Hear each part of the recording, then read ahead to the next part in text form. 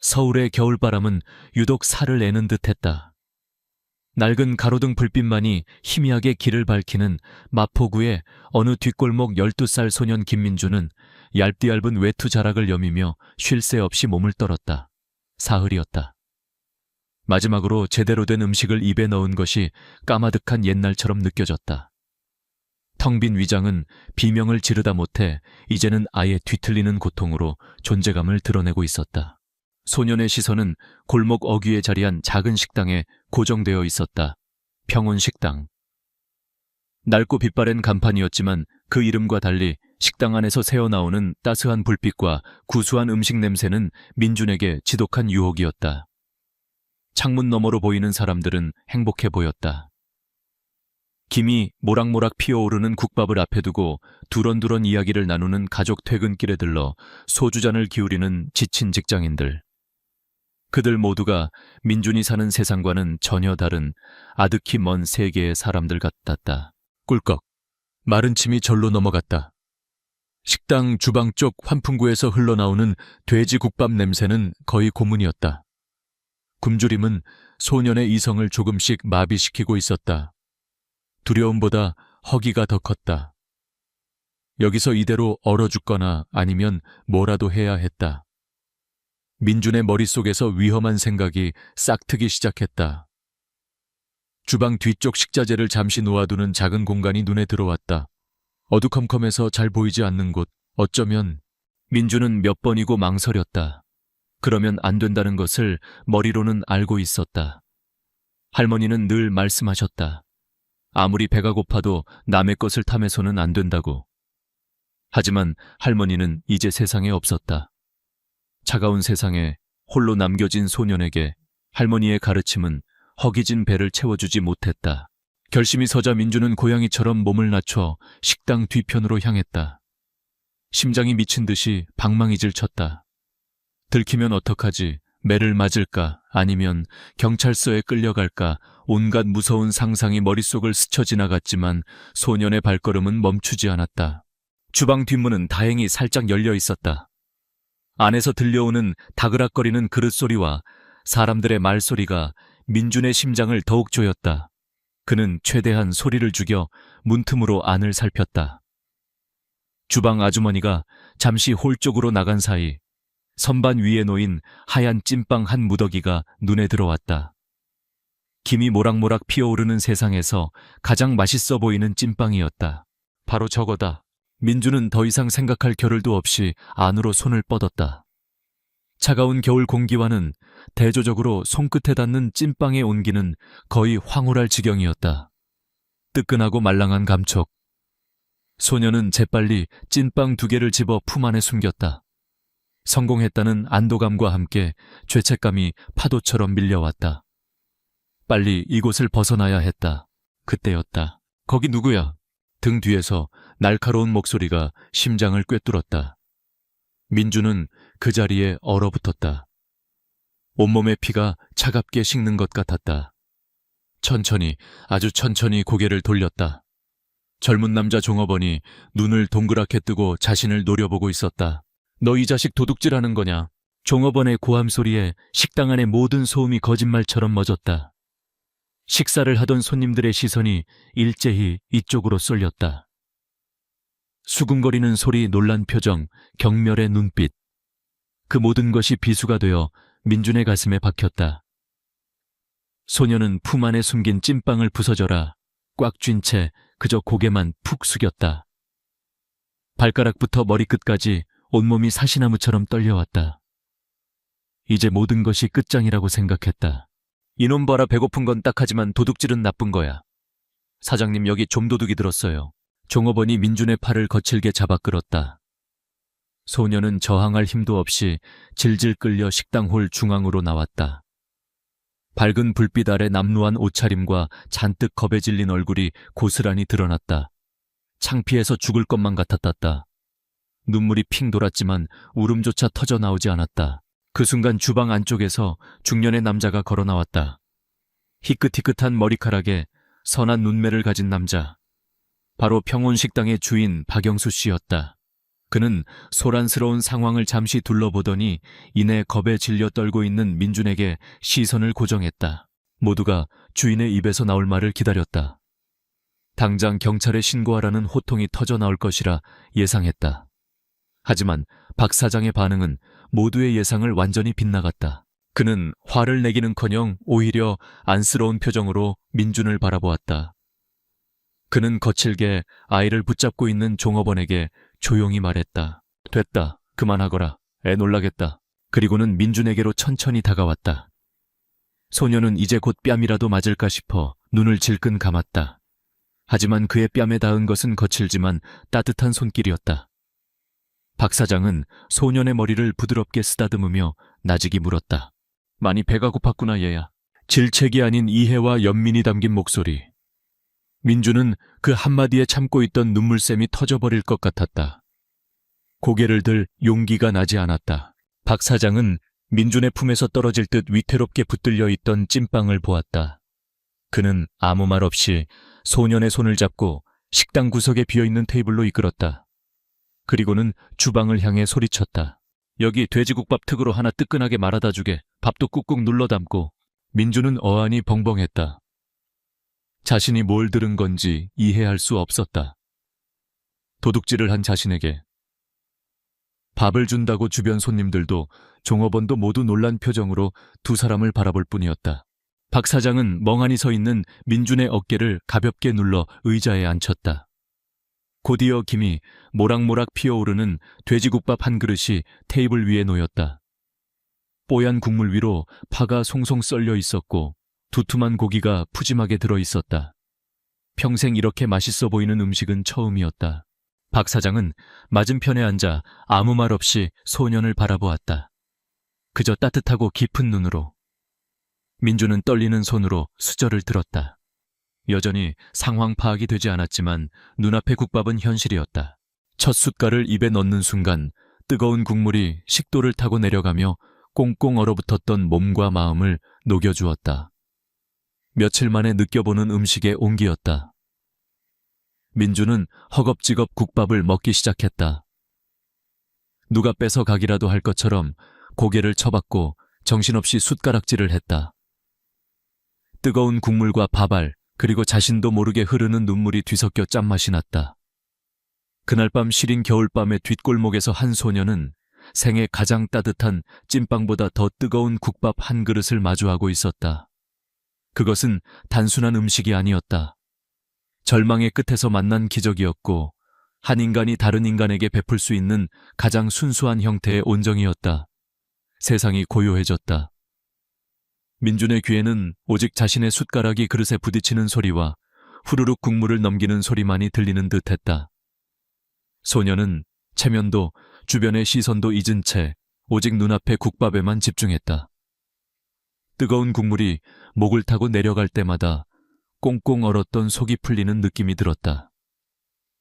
두툼한 고기는 씹을수록 고소한 맛이 우러나왔고 잘 익은 깍두기는 아삭하게 씹히며 입맛을 돋우었다. 이것은 단순한 음식이 아니었다. 사흘간의 굶주림 끝에 맛보는 생명수였고 차가운 세상 속에서 처음으로 느껴보는 온정이었다.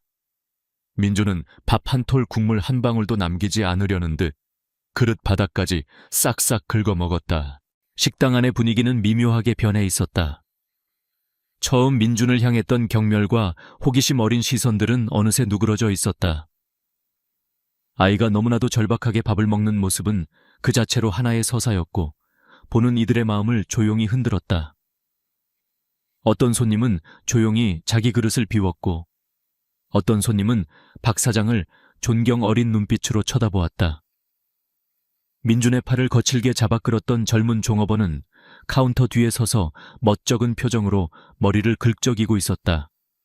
그는 자신의 행동이 조금 과했음을 깨닫고 있었다. 마지막 숟가락을 놓았을 때 민주는 비로소 배가 부르다는 감각을 느꼈다. 위장이 따뜻하게 채워지자 얼어붙었던 이성도 조금씩 돌아왔다. 그리고 이내 밀려드는 것은 극심한 부끄러움과 불안감이었다. 이제 어떡하지? 밥을 다 먹었으니 이제 나를 경찰서로 끌고 가려는 걸까? 밥값 대신 혹독한 꾸지람과 벌이 기다리고 있는 걸까? 민주는 차마 고개를 들지 못하고 두 손을 무릎 위에 가지런히 모았다. 이제 곧 닥쳐올 심판의 시간을 기다리는 죄인처럼 그때 맞은편에 조용히 앉아있던 박 사장이 나직하게 입을 열었다. 입에 좀 맞더냐? 예상했던 질책이 아니었다. 그저 평범하고 다정한 질문이었다. 민주는 자신도 모르게 고개를 살짝 끄덕였다.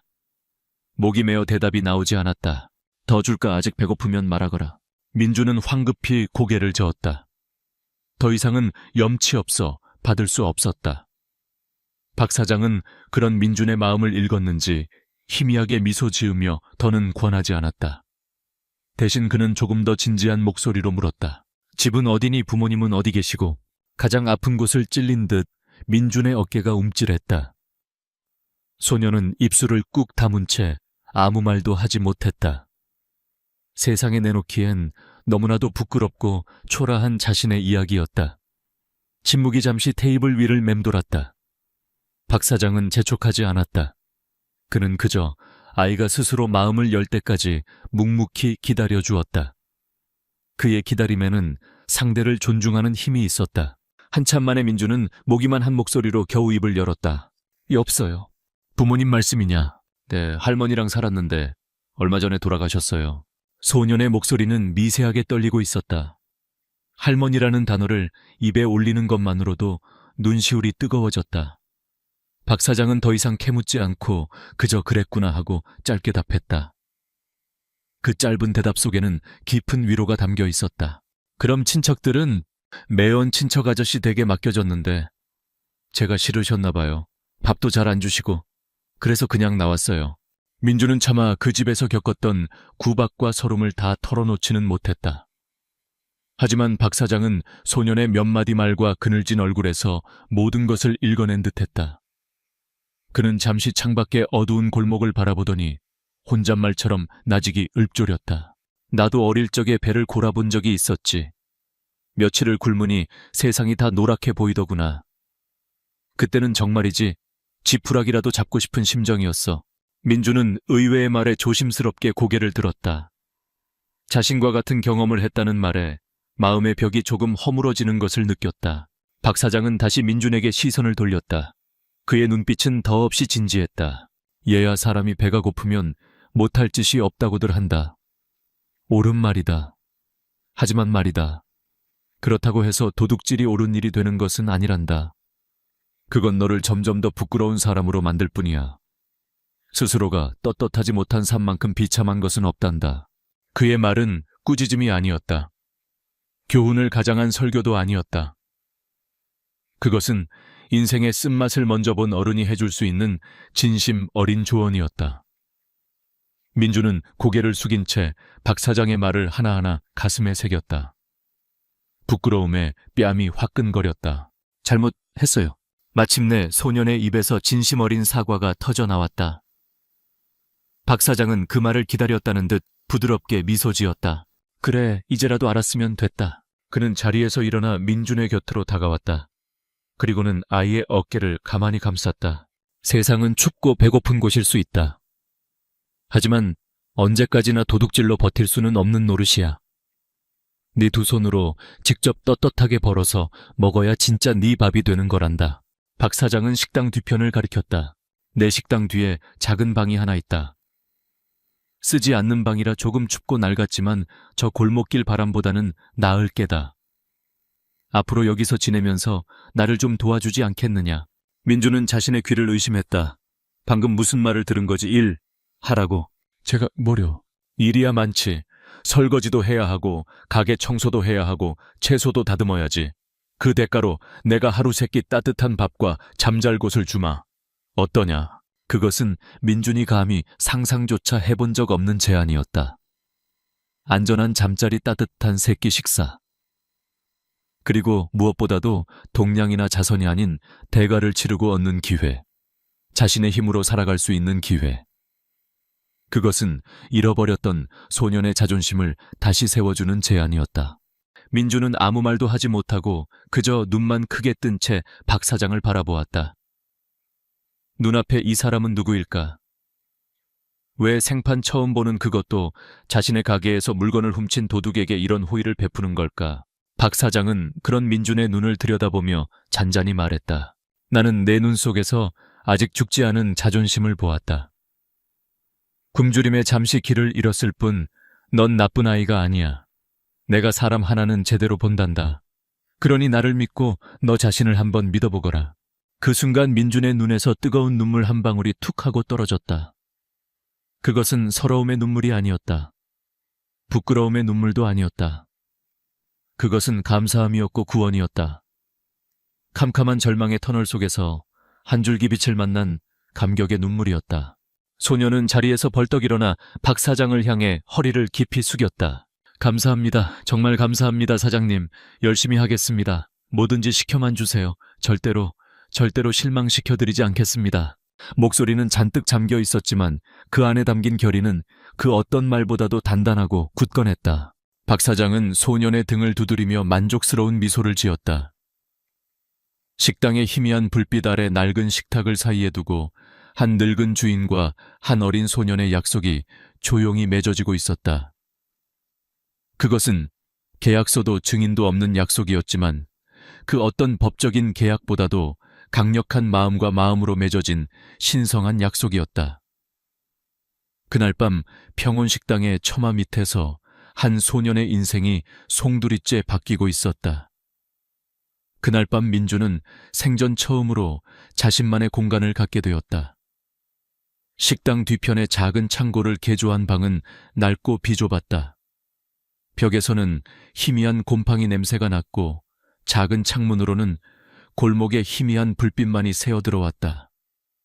하지만 거리의 차가운 아스팔트 위에서 신문지를 덮고 자던 소년에게 이곳은 세상 그 어떤 궁전보다도 아늑한 성이었다. 박 사장이 내어준 낡지만 깨끗한 이불은 햇볕 냄새가 났고 민주는 그 안에 몸을 파묻자마자 깊은 잠에 빠져들었다. 몇 달 만에 처음으로 그는 위협이나 굶주림에 대한 걱정 없이 편안하게 잠들 수 있었다. 다음 날 새벽 민주는 주방에서 들려오는 달그락거리는 소리에 잠이 깼다. 허둥지둥 일어나 밖으로 나가자 박 사장이 벌써 커다란 솥에 육수를 붓고 있었다. 그를 본 박 사장은 온화하게 웃으며 말했다. 일어났느냐, 오늘부터 네가 할 첫 번째 일이다. 그는 빗자루를 민준의 손에 쥐어주었다. 가게 문을 열기 전에 바닥을 깨끗하게 쓸어야 한다. 손님들이 식사하는 곳이니 먼지 하나 없어야 하느니라. 구석구석 의자 밑까지 정성을 다해서 쓸어야 해. 가장 작은 일이라도 마음을 다해야 하면 그 일이 가장 중요한 일이 된단다. 민주는 그 말을 가슴에 새기며 빗자루를 꽉 쥐었다. 처음 해보는 일이라 서툴렀다. 빗질은 엉성했고 먼지는 이리저리 날리기만 했다. 하지만 소녀는 포기하지 않았다. 박 사장의 말대로 의자 다리 밑과 문틈까지 몇 번이고 쓸고 또 쓸었다. 한참의 시간이 흐른 뒤 식당 바닥은 제법 깨끗해졌다. 자신의 노력으로 무언가를 해냈다는 생각에 민준의 가슴 속에서 작은 뿌듯함이 싹 텄다. 평온식당에서의 하루는 그렇게 시작되었다. 민준의 주된 업무는 산더미처럼 쌓이는 그릇을 닦는 일이었다. 점심과 저녁 시간이 되면 쉴 틈도 없이 그릇들이 밀려 들어왔다.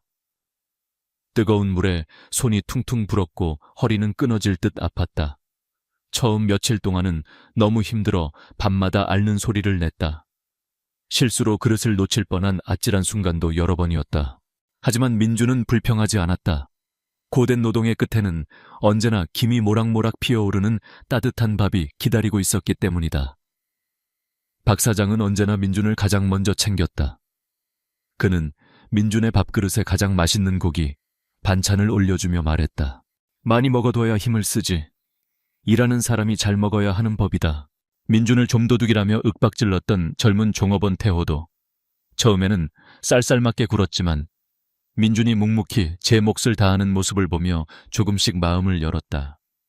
그는 툴툴거리면서도 설거지하는 요령을 알려주기도 하고 힘들어하는 민준에게 슬쩍 시원한 물 한 잔을 건네기도 했다. 그렇게 민준은 조금씩 평온식당의 일부가 되어갔다. 박 사장의 가르침은 단순히 식당 일에만 국한되지 않았다. 그는 민준의 인생 전체를 보살피는 멘토였다. 어느 날 오후 한가한 시간에 민준이 식당 구석에서 낡은 신문을 더듬더듬 읽는 것을 본 박 사장이 조용히 다가왔다. 그를 잘 모르느냐? 민준은 얼굴이 빨개져 고개를 끄덕였다. 할머니가 가르쳐 주신 덕에 자기 이름은 쓸 줄 알았지만 복잡한 글자를 읽는 것은 어려웠다. 박 사장은 아무 말 없이 밖으로 나가더니 1시간쯤 뒤에 낡은 초등학교 국어책과 공책 몇 권을 사가지고 돌아왔다. 배를 채우는 것도 중요하지만 머리를 채우는 것은 네가 스스로 바로 서게 해줄 게다. 오늘부터 내가 그를 가르쳐주마. 그날 이후 평온식당의 조용한 오후는 민준의 교실이 되었다. 박 사장은 국밥을 삶는 틈틈이 민준에게 글자를 가르쳤다. 처음에는 자신의 이름 석자를 쓰는 것부터 시작했다. 박 사장은 인내심을 가지고 민준이 삐뚤빼뚤한 글씨를 쓸 때마다 칭찬을 아끼지 않았다. 민준은 스펀지가 물을 빨아들이듯 글을 배웠다. 세상의 모든 것이 새롭게 보이기 시작했다. 간판의 글자들이 의미를 갖게 되었고 책 속의 이야기들이 마음속으로 들어왔다. 그러던 어느 날 민준에게 작은 시험이 닥쳤다. 저녁 장사를 마감하고 식당을 청소하던 중 한 손님이 앉았던 테이블 밑에서 두툼한 지갑을 발견한 것이다. 살짝 열어보니 안에는 빳빳한 지폐가 가득 들어 있었다. 평생 만져본 적도 없는 큰돈이었다. 순간 소년의 심장이 거세게 뛰었다. 이것만 있으면 여기서 도망쳐서 새 삶을 살 수 있지 않을까 하는 악마의 속삭임이 들리는 듯했다. 하지만 그 생각은 잠시였다. 민준의 뇌리에는 박 사장의 목소리가 울렸다. 스스로가 떳떳하지 못한 삶만큼 비참한 것은 없단다. 민준은 지갑을 꽉 쥔 채 곧장 박 사장에게 달려갔다. 사장님, 손님이 지갑을 두고 가셨어요. 박 사장은 지갑을 건네받고는 아무 말 없이 민준의 눈을 지그시 바라보았다. 그리고는 빙그레 웃으며 민준의 머리를 툭툭 쳐주었다. 잘했다. 아주 잘했어, 민준아. 그 어떤 칭찬보다도 그 어떤 보상보다도 값진 인정이었다. 민준은 그날 밤 자신의 선택이 얼마나 자랑스러웠는지 모른다. 그는 더 이상 배고픔 때문에 양심을 파는 아이가 아니었다. 시간은 물처럼 흘렀다. 겨울이 가고 봄이 오기를 여러 번 겁에 질렸던 깡마른 소년은 어느덧 듬직한 청소년으로 자라 있었다. 키가 훌쩍 컸고 설거지로 다져진 팔에는 단단한 근육이 붙었다. 그는 이제 단순한 자벽부가 아니었다. 박 사장의 어깨 너머로 육수를 내는 법을 배웠고 손님들의 주문을 받고 음식을 나르는 일도 능숙하게 해냈다. 단골 손님들은 몰라보게 성장한 민준을 보며 평온식당 아들 다 컸네라며 흐뭇한 농담을 던지기도 했다. 민준은 더 이상 과거의 자신을 부끄러워하지 않았다. 그는 평온식당에서 일하는 것이 자랑스러웠다. 박 사장이 음식을 대하는 태도를 보며 그는 이곳이 단순한 밥집이 아님을 깨달았다. 박 사장은 늘 말했다. 민준아, 우리는 국밥을 파는 게 아니야. 우리는 지친 사람들에게 따뜻한 위로 한 그릇을 파는 거란다. 이 평온식당의 이름처럼 잠시나마 평온을 얻어갈 수 있도록 정성을 다해야 해. 그를 깨우치고 세상에 눈을 뜨면서 민준의 마음속에는 새로운 야망이 싹트기 시작했다. 그는 단순히 이 식당에서 일하는 것에 만족하고 싶지 않았다. 이 소중한 공간을 어떻게 지키고 어떻게 더 많은 사람들에게 위로를 줄 수 있을지 고민하기 시작했다. 그는 밤늦게 박 사장이 낡은 주판으로 계산하는 장부를 호기심 어린 눈으로 들여다보곤 했다. 어느덧 민준이 18살이 된 가을 저녁이었다. 마지막 손님까지 돌아간 뒤 민준은 가게 앞 처마 밑에서 박 사장과 나란히 서서 밤하늘을 보고 있었다. 박 사장이 낡은 평온식당 간판을 올려다보며 혼잣말처럼 말했다. 이곳도 이제 많이 낡았구나. 세월이 야속해. 그의 목소리에는 쓸쓸함이 묻어 있었다. 그 말을 들은 민준은 이전과는 다른 단단하고 깊어진 눈빛으로 간판을 올려다보며 대답했다. 사장님, 제가 꼭 지켜낼 겁니다. 그것은 어린 소년의 치기, 어린 다짐이 아니었다. 수년간의 감사함과 존경, 그리고 미래에 대한 굳은 결의가 담긴 한 남자의 약속이었다. 박 사장은 아무 말 없이 민준의 어깨를 툭툭 두드려 주었다. 그의 눈에는 대견함과 믿음이 가득 담겨 있었다. 평온식당의 작은 불빛 아래 새로운 꿈이 조용히 연그러가고 있었다. 민준이 평온식당에서 보낸 시간은 평화로웠지만 세상의 시간은 식당 담벼락 너머에서 무섭게 흘러가고 있었다. 민준이 20살이 되던 해 그는 현실의 냉혹한 무게를 깨닫기 시작했다. 박 사장의 허리는 눈에 띄게 굽었고 기침은 날이 갈수록 잦아졌다. 식당을 찾는 단골들의 발길은 여전했지만 주변에 번쩍이는 새 건물들과 세련된 프랜차이즈 식당들이 들어서면서 낡고 오래된 평온식당은 마치 외로운 섬처럼 보였다. 아무리 열심히 일해도 식당의 낡은 시설을 고치고 박 사장의 병원비를 감당하기에는 턱없이 부족했다. 민주는 깨달았다. 이곳에 머물며 그릇을 닦고 국밥을 나르는 것만으로는 은혜를 갚을 수도 이 소중한 공간을 지킬 수도 없다는 것을. 더 큰 세상으로 나아가 더 큰 힘을 길러야만 했다. 어느 날 밤 민주는 큰 결심을 하고 박 사장의 앞에 앉았다. 사장님, 저 대학에 가고 싶습니다. 박 사장은 말없이 술잔을 기울이다가 민준을 바라보았다. 그의 눈빛은 모든 것을 꿰뚫어 보는 듯했다. 공부를 하고 싶다는 말이냐? 네, 장사도 경영도 제대로 배워보고 싶습니다. 이렇게 주먹구구식으로 해서는 평온식당을 지킬 수 없습니다. 제가 더 큰 힘을 길러서 돌아오겠습니다. 사장님을 이 식당을 버리는 게 아닙니다. 지키기 위해 떠나려는 겁니다. 민준의 목소리는 떨렸지만 그 안에 담긴 결의는 확고했다. 박 사장은 한참 동안 아무 말 없이 민준의 얼굴을 바라보았다. 그의 눈가에 슬픔과 대견함이 동시에 스쳤다. 그는 서랍 깊숙한 곳에서 낡은 통장 하나를 꺼내 민준의 손에 쥐어주었다. 네가 처음 왔던 날부터 널 위해 조금씩 모아두었던 돈이다. 큰 돈은 아니지만 네 학비에는 보탬이 될 게다. 민준은 통장을 받아들고 차마 고개를 들지 못했다. 눈물이 뚝뚝 떨어져 통장 위로 번졌다. 가거라. 가서 훨훨 날아보거라. 다만 내 뿌리가 어디에 있는지만은 잊지 말거라. 그것이 두 사람의 길고 긴 이별의 시작이었다. 세상은 민준에게 결코 호락호락하지 않았다. 그는 독하게 공부해 검정고시를 통과하고 간신히 서울의 한 대학 경영학과 야간부에 입학했다. 낮에는 건설 현장에서 막노동을 하고 밤에는 강의실 구석에서 졸음을 참으며 공부했다. 한평 남짓한 고시원의 차가운 방바닥에서 잠이 들 때면 평온식당의 따뜻한 온기와 구수한 국밥 냄새가 사무치게 그리웠다. 굶주림은 익숙했지만 이번의 굶주림은 과거와 달랐다.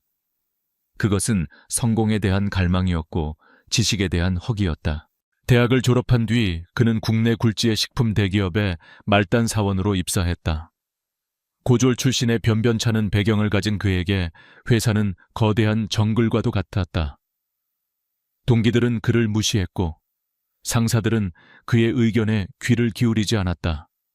하지만 민주는 포기하지 않았다. 그는 박 사장에게서 배운 대로 가장 작은 일에도 마음을 다했다. 다른 사람들이 무시하는 꾸준히 일을 도맡아 했고 밤을 새워가며 시장 조사를 하고 보고서를 작성했다. 그의 무기는 성실함과 정직함, 그리고 사람의 마음을 읽는 진심이었다. 그의 진가는 위기의 순간에 빛을 발했다. 회사가 야심차게 출시했다가 외면받은 신제품이 있었다. 모두가 실패라고 단정지은 그 제품을 민주는 포기하지 않았다. 그는 주말마다 전국의 마트를 돌며 소비자들의 반응을 살폈고 수백 명의 사람들을 인터뷰했다. 그리고 마침내 문제의 핵심을 찾아냈다. 맛이 아니라 사람들의 마음을 움직이지 못하는 포장과 마케팅이 문제였다. 그는 따뜻한 집밥의 추억이라는 콘셉트로 완전히 새로운 마케팅 전략을 제안했다. 그의 보고서는 너무나도 치밀하고 진정성이 있어 누구도 반박할 수 없었다. 반신반의하며 그의 제안을 실행한 프로젝트는 놀랍게도 대성공을 거두었다. 죽어가던 제품은 날개 돋친 듯 팔려나갔고 김민준이라는 이름이 처음으로 회사에 각인되었다. 그것을 시작으로 그는 승승장구했다. 누구도 성공시키지 못했던 해외 계약을 성사시켰고 회사의 고질적인 유통 문제를 해결하는 혁신적인 시스템을 구축했다. 그의 성장은 눈부셨지만 그는 단 한순간도 교만하지 않았다. 그는 언제나 현장의 목소리에 귀를 기울였고 자신보다 낮은 직급의 직원들을 존중했다. 박 사장이 자신에게 그랬던 것처럼 그는 사람을 수단이 아닌 목적으로 대했다. 대리과장 부장. 그는 초고속으로 승진했다. 그리고 마침내 그는 회사를 나와 자신의 F&B 컨설팅 회사를 차렸다. 진심을 담은 한 그릇이라는 그의 회사 철학은 시장에 신선한 바람을 일으켰다. 수많은 식당들이 그의 컨설팅을 통해 되살아났고 그는 업계에서 가장 주목받는 젊은 CEO가 되었다. 12살 소년이 평온식당에 처음 발을 들인 후 꼭 20년이라는 세월이 흘러 있었다. 민주는 이제 32살에 성공한 남자가 되어 있었다. 최고급 원단으로 만든 양복 손목에서 빛나는 명품 시계, 자신감 넘치는 태도. 겉보기에는 과거의 흔적을 찾아볼 수 없었다. 하지만 그의 마음속에는 여전히 빚을 진 소년이 살고 있었다.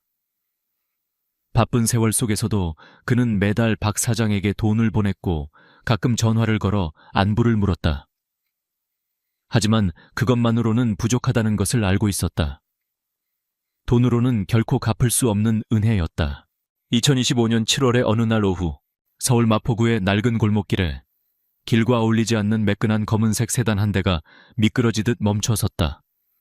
뒷좌석의 문이 열리고 흠잡을 데 없는 슈트 차림의 김민준이 차에서 내렸다. 그의 시선은 길 건너편의 한 가게에 고정되었다. 평온식당. 20년의 세월을 정통으로 맞은 간판은 이제 글씨를 알아보기 힘들 정도로 색이 발해 있었다. 칠이 벗겨진 나무 문은 위태롭게 달려 있었고 창문 너머로 보이는 내부는 예전보다 훨씬 더 어둡고 좁아 보였다. 마치 세상의 시간 속에 잊혀진 섬처럼 민주는 그 자리에 서서 한참 동안 움직이지 못했다. 수많은 감정이 폭풍처럼 휘몰아쳤다. 그리움, 미안함, 불안함, 그리고 결연한 의지. 그는 지난 20년간 이 순간을 위해 달려왔다. 모든 준비는 끝났다. 그는 천천히 숨을 깊게 들이마셨다. 공기 속에는 여전히 희미하게 그날 밤 자신의 인생을 구원했던 돼지국밥의 냄새가 섞여 있는 듯했다. 민주는 마침내 굳은 결심을 한 얼굴로 낡은 식당을 향해 첫걸음을 내디뎠다. 삐걱. 민준이 낡은 나무 문을 밀자 20년 전과 똑같은 소리가 났다. 그 소리는 마치 시간의 강을 거슬러 올라가는 신호탄 같았다. 가게 안은 생각보다 더 낡고 조용했다. 손님은 구석 테이블에 홀로 앉아 소주잔을 기울이는 노인 한 명뿐이었다. 점심시간이 한참 지났음을 감안하더라도 가게는 전체적으로 활기를 잃고 세월의 먼지만이 내려앉은 듯했다. 그리고 그곳에 박 사장이 있었다. 홀 중앙의 낡은 의자에 앉아 꾸벅꾸벅 졸고 있는 모습. 20년의 세월은 정직하면서도 무자비했다. 등은 완전히 굽었고 얼굴에는 깊은 주름이 지도처럼 새겨져 있었으며 한때 단단했던 어깨는 이제 앙상하게 보였다. 민주는 심장이 쿵 하고 내려앉는 것을 느꼈다. 삶의 무게에 닳고 닳아버린 그의 은인. 민준이 테이블에 앉는 소리에 박 사장이 천천히 고개를 들었다. 그는 잠이 덜 깬 흐릿한 눈으로 민준을 바라보았다.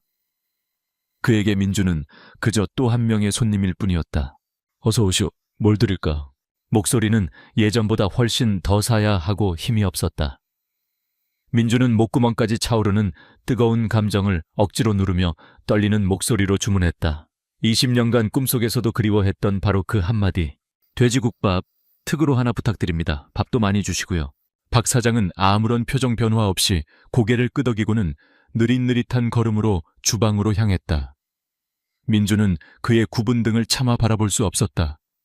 잠시 후 김이 모락모락 피어오르는 국밥 한 그릇이 그의 앞에 놓였다. 낡아서 이가 살짝 나간 사기 그릇, 뽀얀 국물과 푸짐하게 담긴 고기. 모든 것이 기억 속 그대로였다. 민주는 떨리는 손으로 숟가락을 들었다. 그리고 첫 숟갈을 입에 넣었다. 바로 이 맛이었다. 진하고 구수한 국물이 혀를 감싸는 순간 닫혀있던 기억의 수문이 활짝 열렸다.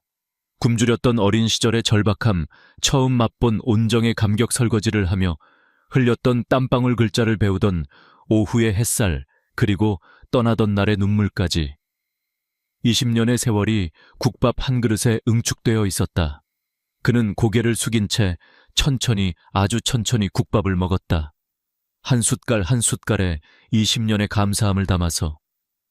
눈물이 차올랐지만 그는 울지 않았다. 아직은 때가 아니었다. 박 사장은 멀찍이 서서 그 모습을 지켜보고 있었다.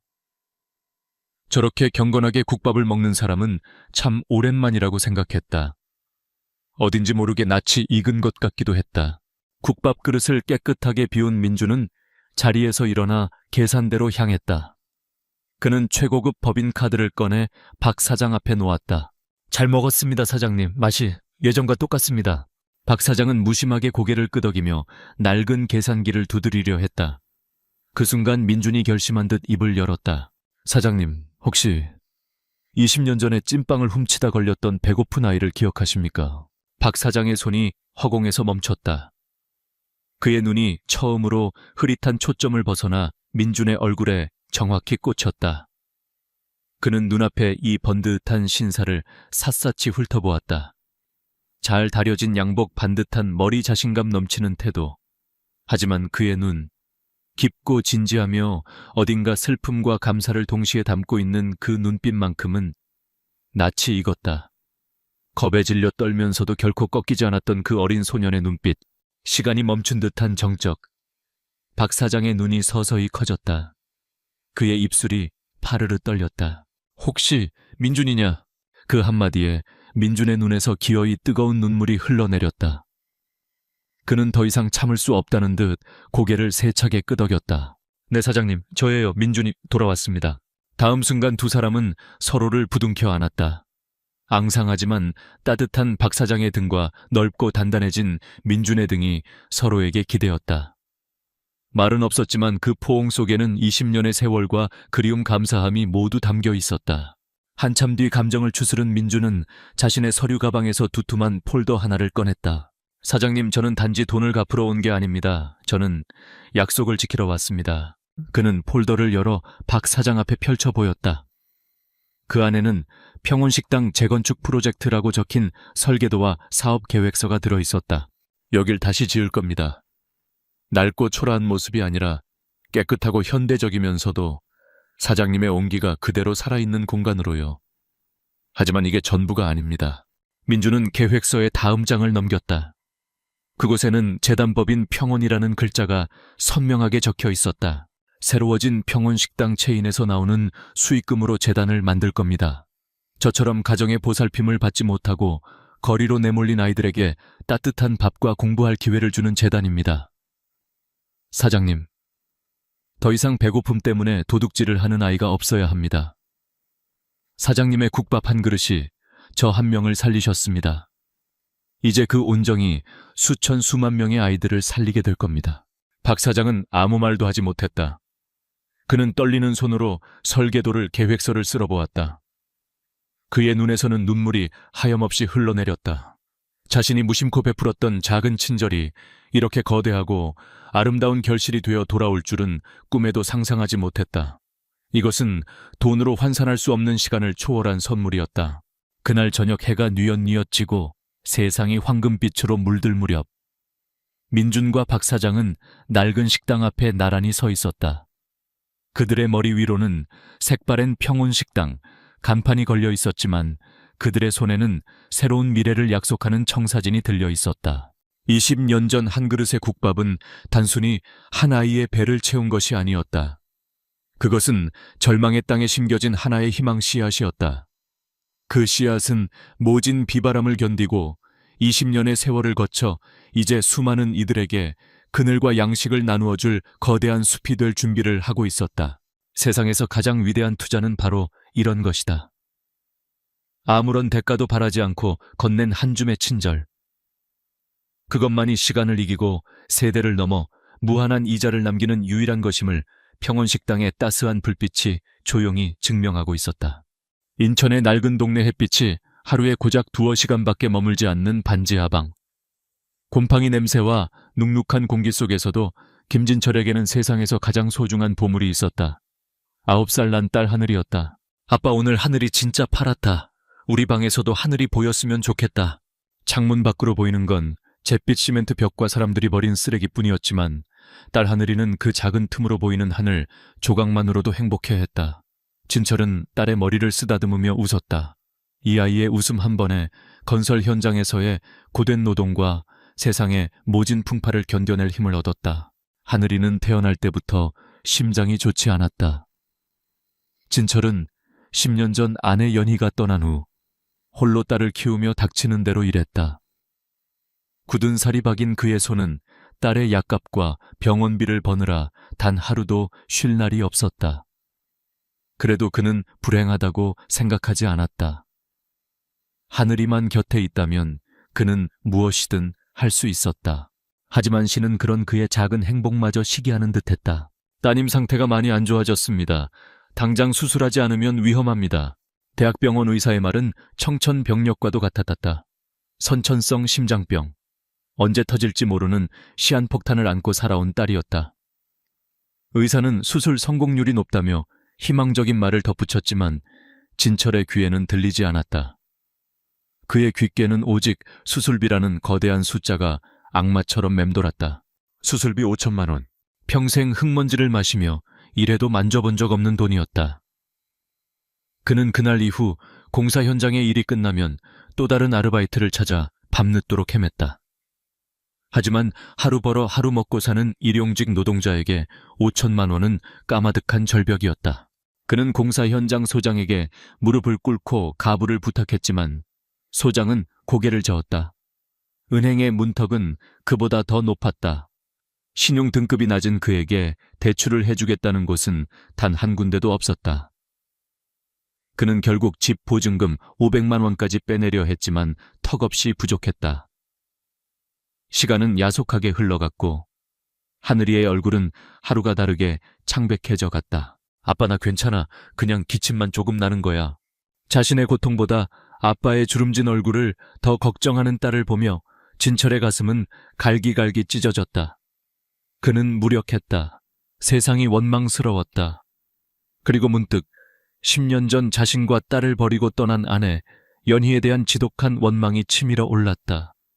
돈 많고 좋은 남자 만나 잘 살고 있을 그녀는 지금 자신의 딸이 죽어가고 있다는 사실을 알기나 할까. 절망이 그의 목을 조여오던 어느 날 밤 그는 포장마차에서 혼자 소주를 들이켜고 있었다.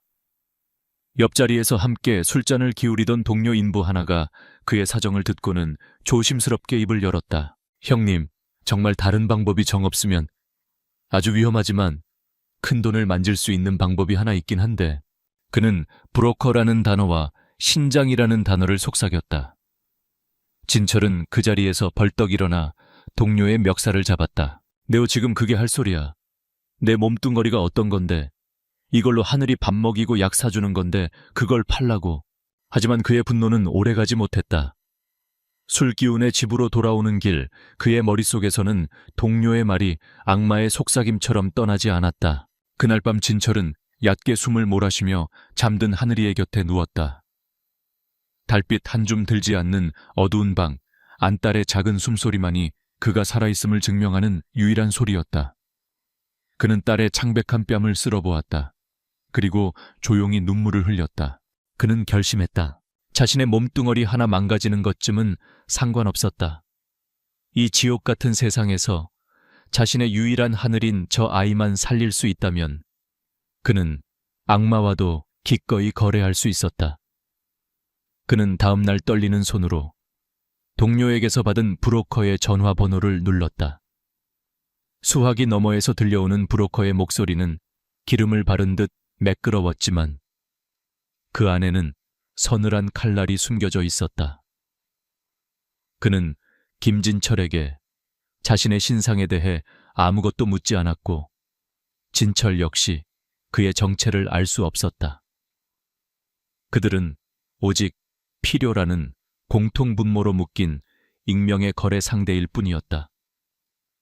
브로커는 몇 가지 확인 질문 끝에 다음 날 저녁 부둣가의 한 낡은 창고에서 만나자는 약속을 잡았다. 그는 혼자 약속 시간 정확히 맞춰서 올 것을 신신당부하며 전화를 끊었다.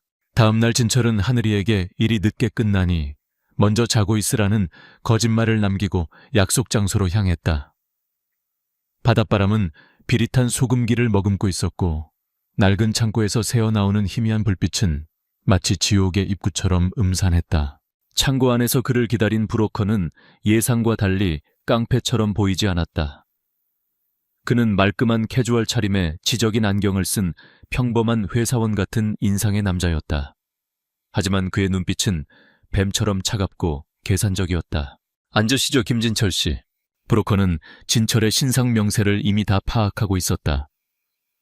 그는 서류 한 뭉치를 테이블 위에 올려놓으며 본론으로 들어갔다. 급하게 돈이 필요하신 사정은 들었습니다. 저희가 도와드릴 수 있습니다. 건강한 신장 하나 가격은 5천만 원. 원하시는 금액과 정확히 일치하죠. 5천만 원, 하늘이의 수술비. 그 숫자에 진철의 심장이 잠시 멎는 듯했다. 하지만 조건이 있습니다. 브로커는 말을 이었다. 그의 목소리는 한치의 감정도 없이 사무적이었다. 먼저 저희가 지정하는 병원에서 몇 가지 검사를 받으셔야 합니다.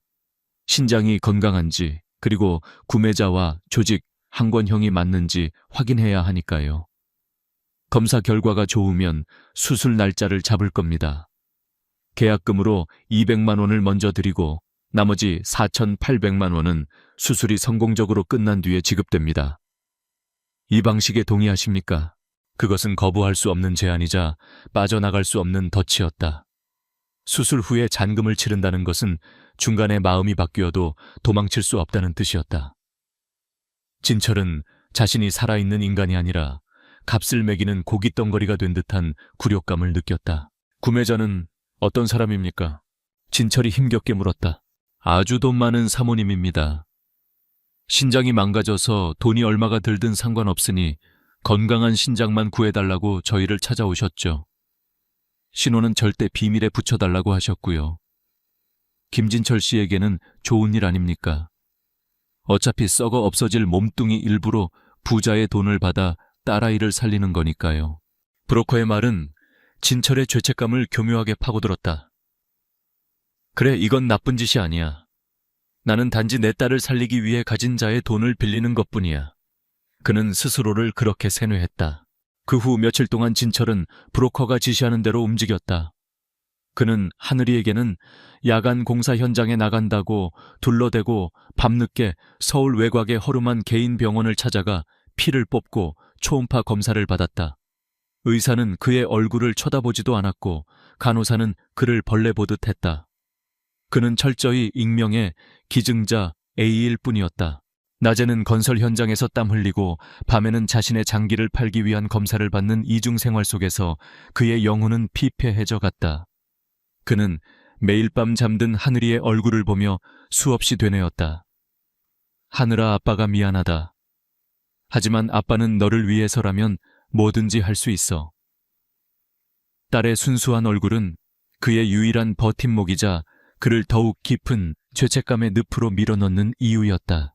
며칠 뒤 브로커에게서 연락이 왔다. 축하드립니다, 김진철 씨. 모든 검사 결과가 아주 좋습니다. 구매자와도 잘 맞는다고 하는군요. 수술 날짜는 다음 주 수요일로 잡혔습니다. 심장이 철렁 내려앉았다. 올 것이 오고야 만 것이다. 계약금 200만 원은 내일 입금해드리죠. 수술 장소와 시간은 전날 다시 알려드리겠습니다. 아무에게도 말하지 말고 휴대폰도 집에 두고 오십시오. 명심하세요. 이건 당신과 나 그리고 구매자 단 3사람만 아는 비밀입니다. 전화를 끊은 진철은 그 자리에 주저앉았다. 다음 날 그의 통장에는 정말로 200만 원이 입금되었다. 그는 그 돈을 곧장 병원에 가져가 하늘이에 밀린 입원비 일부를 결제했다. 돈이 그의 손을 떠나 영수증으로 바뀌는 순간 이 끔찍한 거래는 더 이상 돌이킬 수 없는 현실이 되었다. 수술 전날 밤 진철은 병실에 누워 잠든 하늘이의 곁을 지켰다. 창백한 얼굴, 가쁘게 몰아쉬는 숨. 그는 딸의 작은 손을 잡았다. 자신의 크고 거친 손과는 비교도 안 될 만큼 작고 여린 손이었다. 그는 이 손을 놓치고 싶지 않았다. 이 아이를 잃고 싶지 않았다. 그는 잠든 딸의 이마에 입을 맞추며 속삭였다. 하늘아, 걱정 마. 내일이면 다 괜찮아질 거야. 아빠가 돈 구해올게. 꼭 구해와서 우리 하늘이 수술시켜줄게. 그의 목소리는 밤의 고요함 속으로 스며들었다. 그것은 딸을 향한 약속이자 내일 아침 악마의 소굴로 제 발로 걸어 들어갈 자신에게 내리는 마지막 최면이었다. 창밖의 도시의 불빛이 그의 결연하지만 두려움에 가득 찬 얼굴 위로 희미하게 흔들리고 있었다. 수술 당일의 새벽은 지독히도 차갑고 고요했다. 김진철은 병원 간이 침대에서 뜬 눈으로 밤을 새우고 동이 트기 전 잠든 하늘이의 얼굴을 마지막으로 쓸어보았다. 그는 간호사에게 지방 공사 현장에 며칠 다녀온다는 말을 남기고 병원을 나섰다. 그의 발걸음은 청은망은 무거웠다. 딸을 살리러 가는 길이었지만 동시에 자기 자신을 버리러 가는 길이기도 했다. 브로커가 알려준 주소는 인천 외곽의 한 낡은 공업단지였다. 진철은 약속 장소인 3층짜리 낡은 건물 앞에 섰다. 미래의학연구소라는 간판이 걸려 있었지만 오랫동안 사람이 드나들지 않은 듯 을씨년스러운 분위기만 감돌았다. 이곳이 수술이 이루어질 비밀병원이었다. 안으로 들어서자 브로커와 함께 험상궂은 인상의 남자 2명이 그를 맞았다. 그들은 진철의 휴대폰과 지갑을 빼앗고 온몸을 수색한 뒤 얇은 수술가운 하나를 던져주었다. 진철은 모든 것을 체념한 채 그들이 시키는 대로 했다. 그가 끌려 들어간 수술실은 제대로 된 병원과는 비교도 할 수 없었다. 낡은 수술대와 정체모를 의료기기 몇 개, 그리고 코를 찌르는 약품 냄새가 그의 공포심을 극한으로 몰아붙였다. 진철은 차가운 수술대 위에 누웠다. 천장의 낡은 형광등이 그의 눈을 향해 하얀 빛을 쏘아댔다.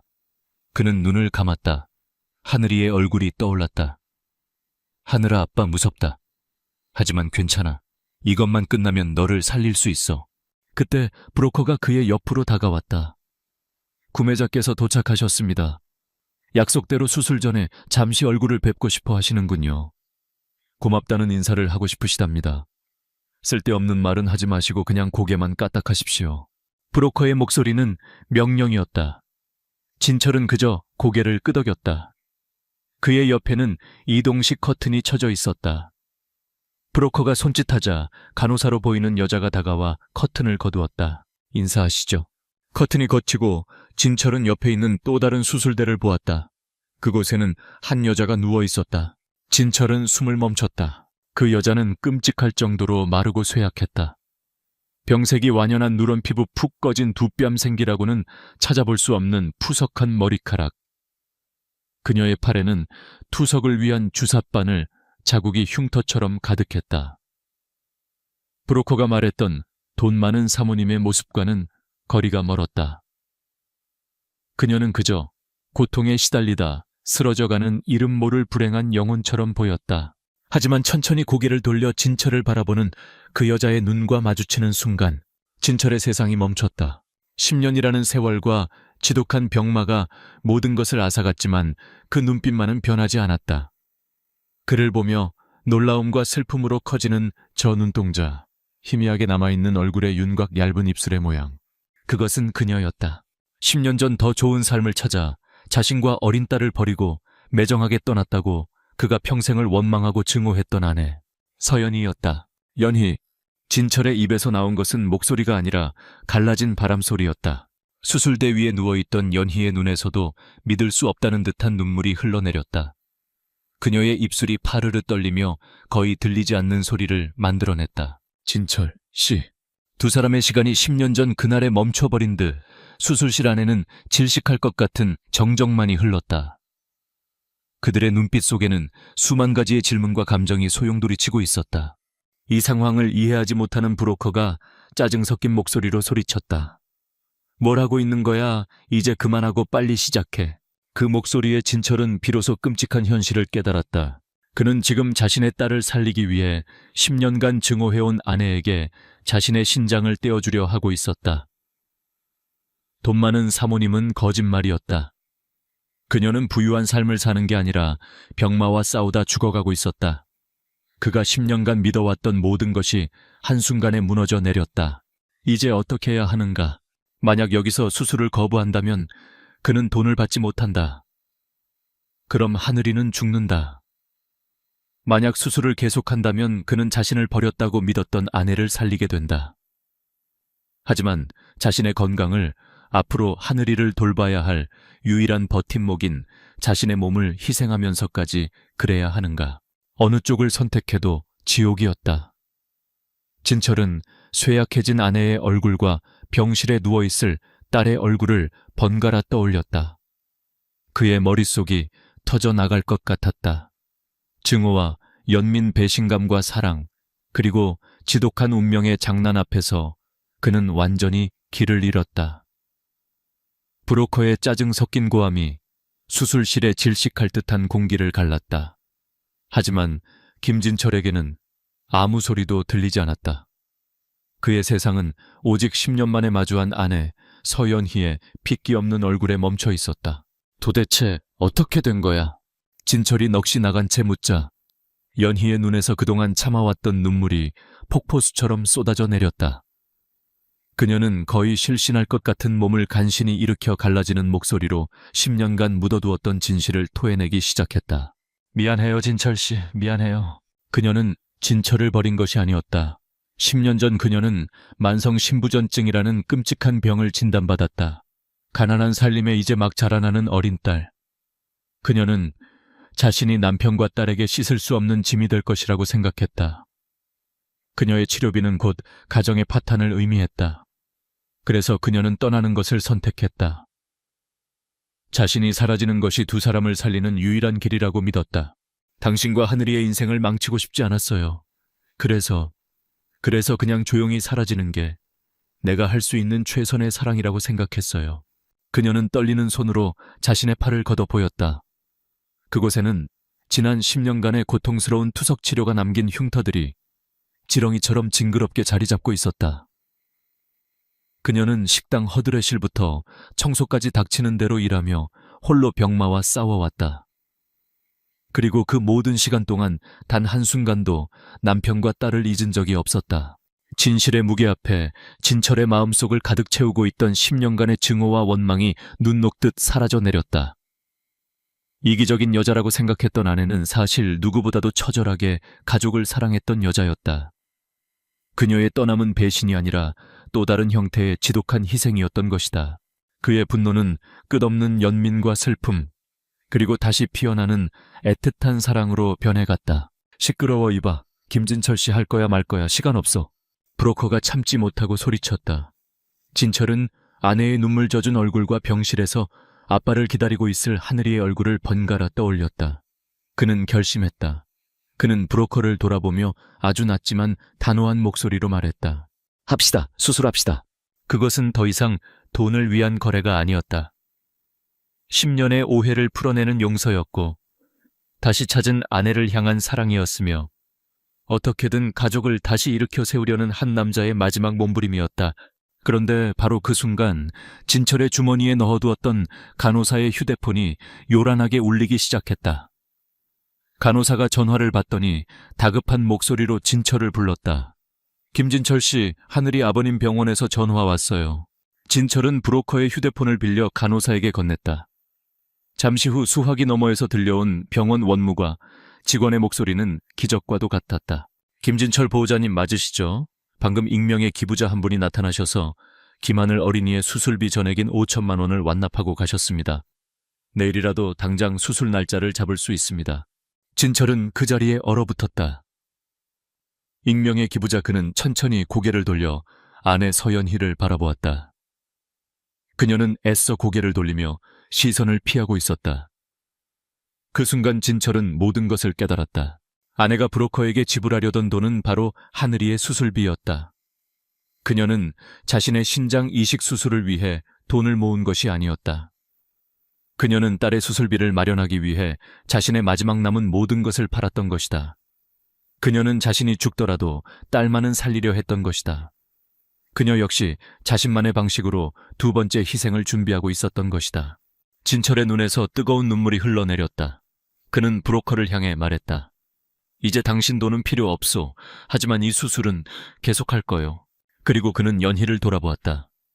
10년 만에 처음으로 원망이 아닌 온전한 사랑이 담긴 눈으로 그녀를 바라보며 말했다. 이건 파는 게 아니야.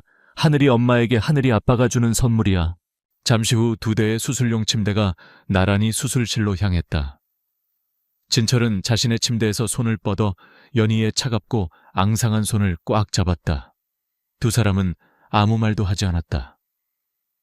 하지만 서로의 눈빛 속에서 지난 10년의 모든 오해와 아픔을 넘어선 깊은 이해와 용서, 그리고 지독하게 아름다운 사랑을 읽을 수 있었다. 10년 전 그녀는 가족을 위해 떠나는 희생을 선택했다. 그리고 오늘 그는 가족을 위해 자신의 일부를 내어주는 희생을 선택했다. 그들의 사랑은 결코 사라진 적이 없었다. 단지 세상에서 가장 아픈 모습으로 서로의 곁을 맴돌고 있었을 뿐이다.